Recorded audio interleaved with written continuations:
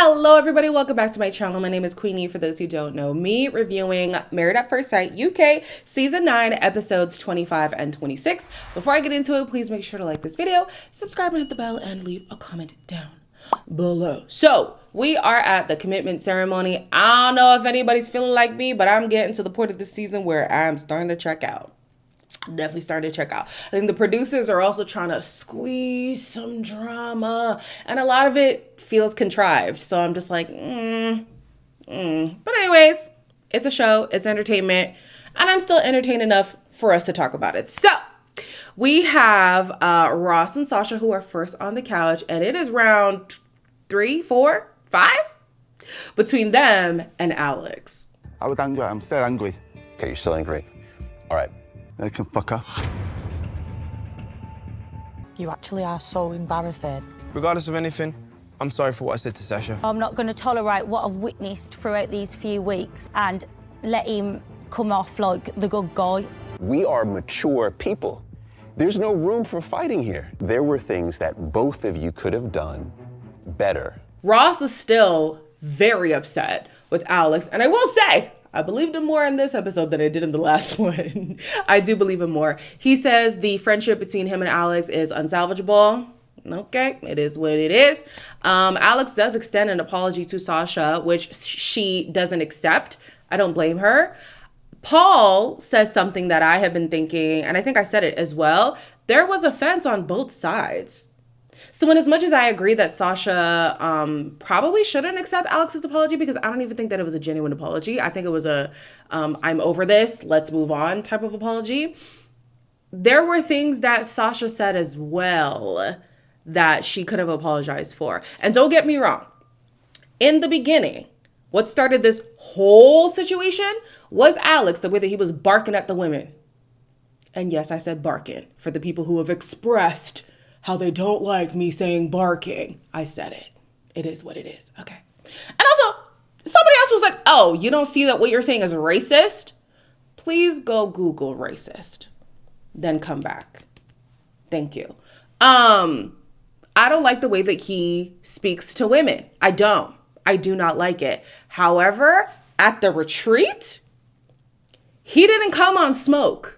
The women did. The women did. And did he say some things to antagonize them? Absolutely. But at the retreat, even before the retreat, he had a conversation with Polly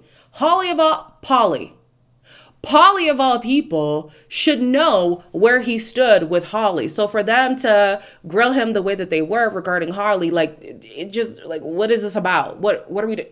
Polly, you know the situation. Why are you on smoke right now? And if you talk a way to Alex, he's going to talk a worse way to you. Sasha's not backing down. Polly's not backing down.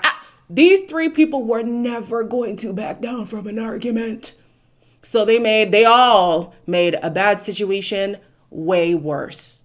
But anyways, I do agree that apologies could have been given from both sides. However, if Sasha doesn't want to accept, that's her prerogative. As for her relationship, she says that the only concern she has with Ross is whether or not his outburst that he had after the text between him and Alex is something that could occur on the outside. I do think that that's valid.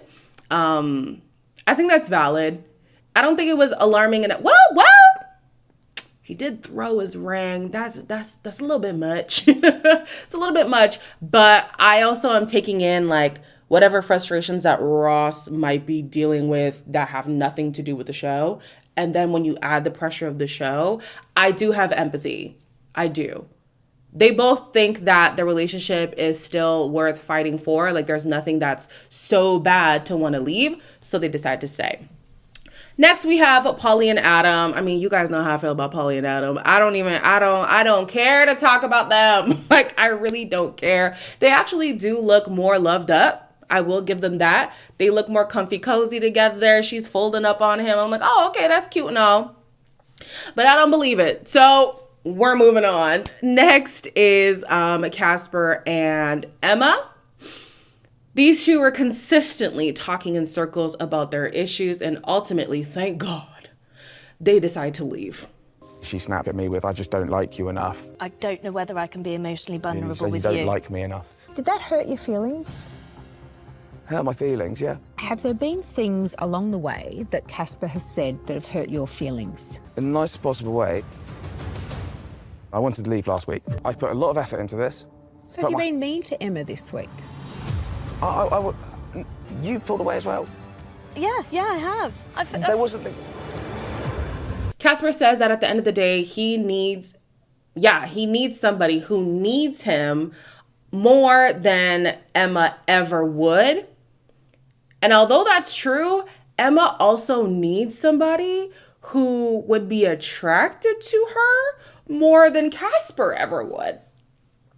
Yeah, go home. Personally, I don't think any amount of clout is worth going through the emotional distress that some of these people go through to be on this show. Amy and Luke are next on the couch. She says that she wants more consistency from Luke. He tends to perform when he's in front of a crowd, and she has an issue with the fact that he over-sexualizes damn near everything. I feel her on that for sure. Then things take a turn when Luke starts to talk about class and how Amy is classy, and he doesn't explicitly say that Lacey isn't, but it is an insinuation.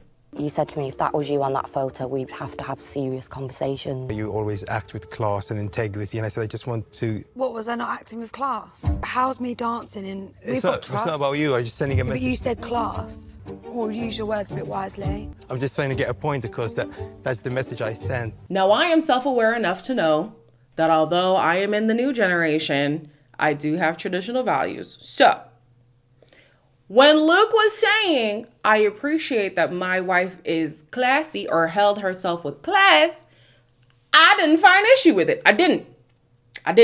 I'm all for women having autonomy over their bodies. Absolutely. I also think once you're in a marriage, there's just a certain way to conduct yourself. And granted, these aren't real marriages, so fine. But for the argument, if you're married, what does it look like for you to be straddling somebody who isn't your partner, who is of the opposite sex? That doesn't make sense. It doesn't. Unless you have an open relationship or y'all are just very lax, you don't really care too much about anything, you're okay with your partner flirting with other people.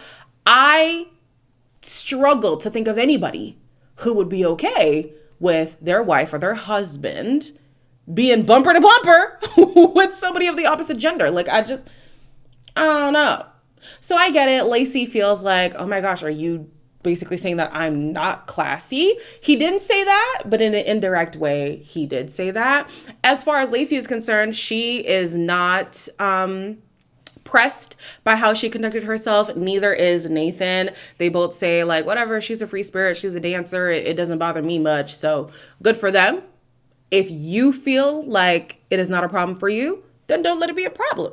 Don't let anybody else's opinion about you change who you are. If they don't like it, that's a them problem, not a you problem. Kieran says that he doesn't want to carry the weight that comes with this relationship being with Christina.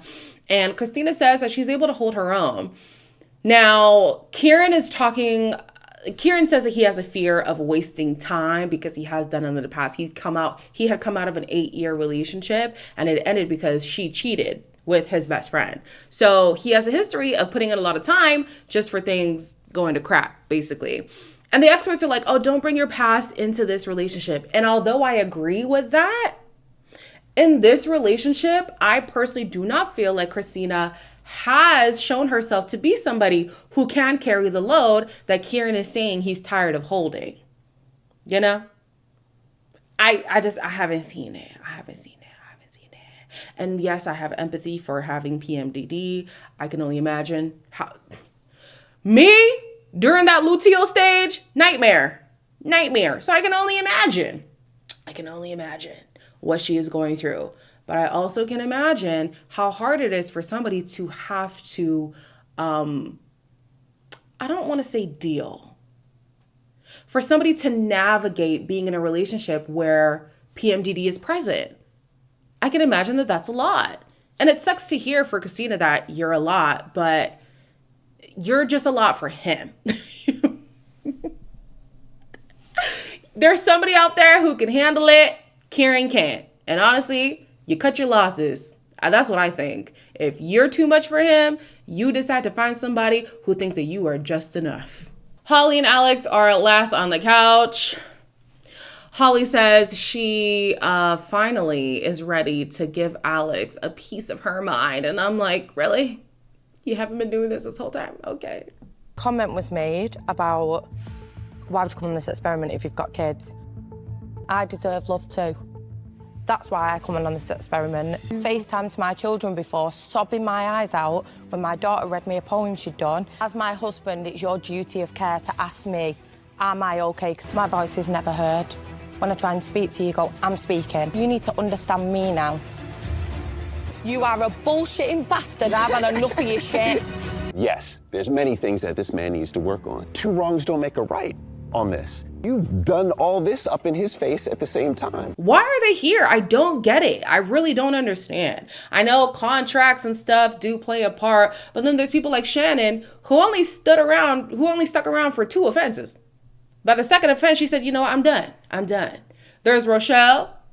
Rochelle stayed to kind of appease Orson, but she's been MIA more than she's been IA, you know? Like, people can leave. People can leave. I'm sure it's a fight with production and all kinds of stuff, but people can leave.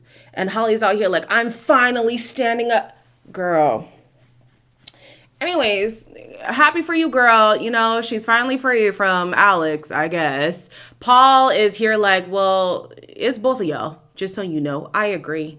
Alex has so many issues. He does. But to say that Holly played no part, I could never say that. Based on the edit, I think they both played a part. Maybe not equal, but both played a part. Safe to say they'll probably never speak to each other ever again. Like, this was such a tumultuous relationship, but I'm glad it's over. Bye-bye. The experts, just a comment on them. Why didn't they step in earlier? Because there have been relationships, I always forget if Shona and Brad were on UK or on Australia, but if you know who they are, their situation wasn't as bad as these two, yet the experts stepped in and said, you know what, you need to go home. So why didn't the experts do that this time? And even in this ceremony, the experts were almost trying to see if it was still salvageable. Are we being serious right now? Something's fishy. But anyways, they're gone. Good riddance to the both of you. We're moving on to the next episode. It is partner swap week.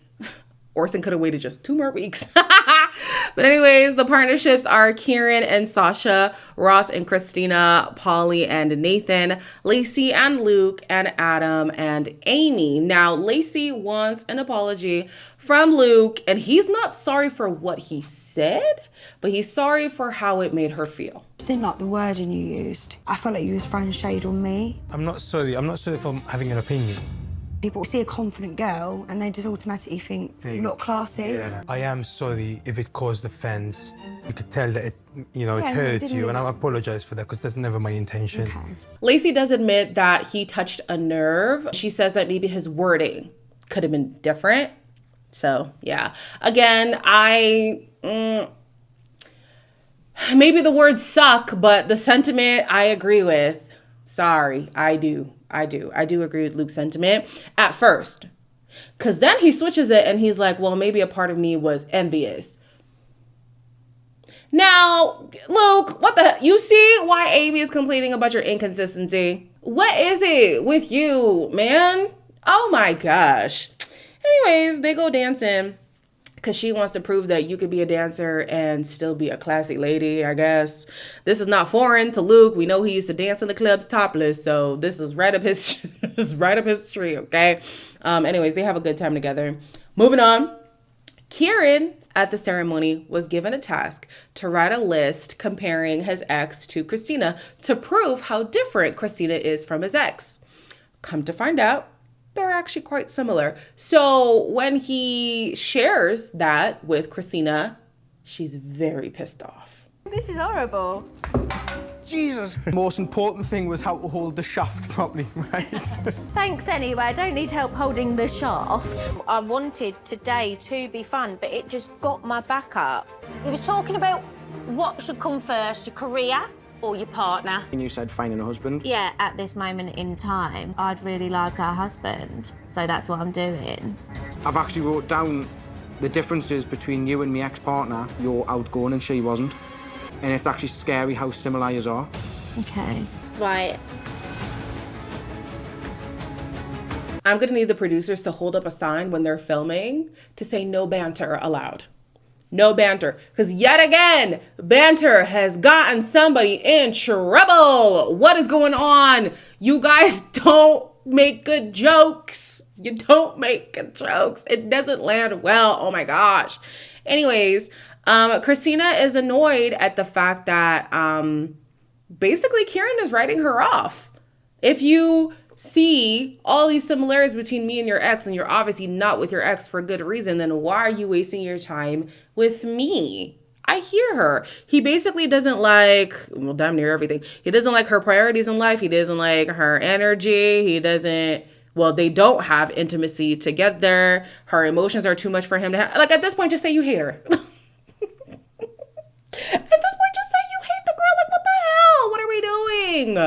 Kieran, for me, is just coming out of nowhere with all these issues that he has with Christina. And it makes me wonder if he ever did like her for real. Like, now I'm questioning everything because he's basically saying on a fundamental level, I don't like you. Anyways, he's throwing everything on the wall and it's sticking. I wonder if Christina is just gonna bite the bullet and say, you know what, it's just not working. They end up staying in different apartments. And in the next episode, he's seen crying on the floor. Listen, wrap it up. Wrap it up. Thank you. Adam thinks that the reason he is not, that the reason why he's not feeling the spark between him and Polly is because Polly's always around. And typically on the outside, he would have some time between days seeing his girlfriend. And in that space, they would build that sexual tension. However, with Polly always around, the mystery is gone, which is real. Honestly, there's some validity to that. How many couples broke up in the pandemic because they actually had to spend 24 hours all up under each other? A lot of relationships didn't make it. But sir, at the end of the day, you don't like this girl. That is my conviction. And you can't convince me otherwise. I'm so sorry. If you guys are Polly and Adam fans, it must suck to watch my videos because I don't see it for them. I really don't. I really don't. But anyways, Luke has complaints that Amy is a little too stiff around him. But around Adam, Amy seems to have loosened up. I think you look sexy in these. No? What size panties are you? I've realised that the intimacy side can be fun. Do you know what size she is? No. What the fuck? Might be buying you something. I could actually cry. Really? Oh, sorry. Oh, pause. He is only doing this because he's with Amy, not off his own back. He's out buying lingerie with Amy. What the fuck? Amy was helping Adam buy lingerie for Polly. And yes, he was making some comments towards Amy. And we know that Polly has the insecurity that he would be more attracted to Amy than her. Like, fine. But ultimately, he was doing this for Polly. But Polly is upset because she feels like he's only doing it because Amy is around. Does it matter? It just proves that there's a deeper insecurity there with Adam. And she keeps trying to push it aside. Like, you don't believe that he likes you for real. And you're more concerned of the fact that he's doing this with Amy because he likes Amy. And she's not focusing on the fact that he's doing it for her. And even though Adam is putting out some flirty comments, she doesn't know that. So she's kicking off because of her insecurities. I also wonder what's worse. Them going lingerie shopping or them sharing a bed? I would think it's the bed sharing. But anyways, the next morning, Adam makes breakfast for Amy. And she's like, oh, Luke doesn't do this for me or whatever. And Adam has the audacity to say, oh, well, this is a norm for me. So if he's not doing it, then he's not even giving you the bare minimum. Sir. First of all, are you doing that for Polly? Because Polly has been begging for the bare minimum these last few weeks. Are you doing that for Polly? And even if you are, he's not doing a hell of a lot of other things that would also be considered the bare minimum. Y'all are all in the same boat. Y'all are all in the same boat. Also, Luke, I'm surprised. I would have thought Luke would be more romantic considering how he's always trying to get it on with this girl. Like, respectfully, if you're trying to get in her knickers, you gotta work for it, at least. And I thought he was at least working for it. I now understand Amy's frustration. I mean, I understood it before. You can't even do the bare minimum, like wooing me? You don't even woo me?